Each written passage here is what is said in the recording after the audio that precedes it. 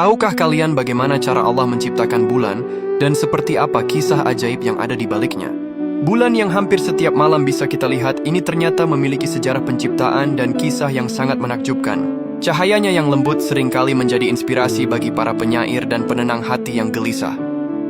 Namun lebih dari sekadar pemanis malam, bulan menyimpan kisah penciptaan dan fungsi yang luar biasa, yang semuanya telah diabadikan dengan indah dalam kitab suci Al-Quran. Al-Quran tidak merinci proses penciptaan bulan secara terpisah dalam satu ayat spesifik yang berdiri sendiri.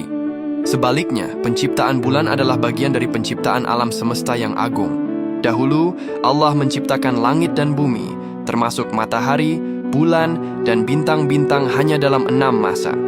Kata hari atau masa di sini tidak selalu merujuk pada 24 jam seperti yang kita kenal, melainkan periode waktu yang bisa jadi sangat panjang sesuai dengan keagungan penciptaan Allah.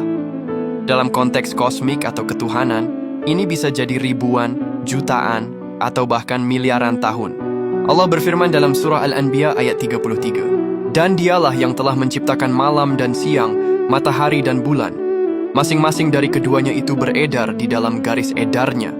Ayat ini menegaskan bahwa setiap benda langit termasuk bulan bergerak dalam orbitnya sendiri dengan perhitungan yang sangat presisi, menunjukkan keteraturan dan kekuasaan Sang Pencipta. Di dalam Al-Quran bahkan ada satu surah khusus yaitu surah Al-Qamar yang berarti bulan. Surah Makkiyah ini memiliki fakta yang sangat menakjubkan pada ayat-ayat pembukanya, di mana ayat 1 dan 2 berbicara tentang salah satu mukjizat terbesar Nabi Muhammad, yaitu peristiwa terbelahnya bulan. Allah Subhanahu wa Ta'ala berfirman, "Telah dekat hari kiamat dan telah terbelah bulan. Dan jika mereka orang-orang musyrik melihat suatu tanda mukjizat, mereka berpaling dan berkata, 'Ini adalah sihir yang terus-menerus.'"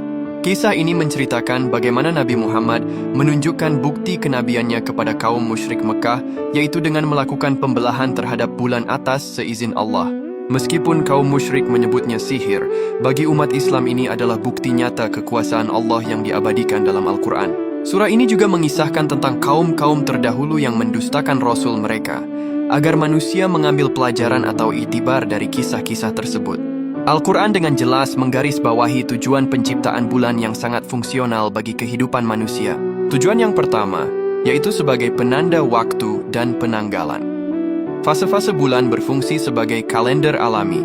Ini sangat vital dalam menentukan bulan-bulan penting dalam Islam, seperti awal dan akhir bulan suci Ramadan, musim haji, dan hari raya.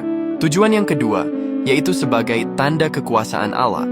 Keberadaan dan keteraturan gerak bulan adalah salah satu tanda kebesaran Allah bagi orang-orang yang mau berpikir dan merenung. Ia mengingatkan kita pada siklus kehidupan, pertumbuhan, dan kekuasaan mutlak Sang Pencipta atas alam semesta. Tujuan yang ketiga, yaitu sebagai penerang malam.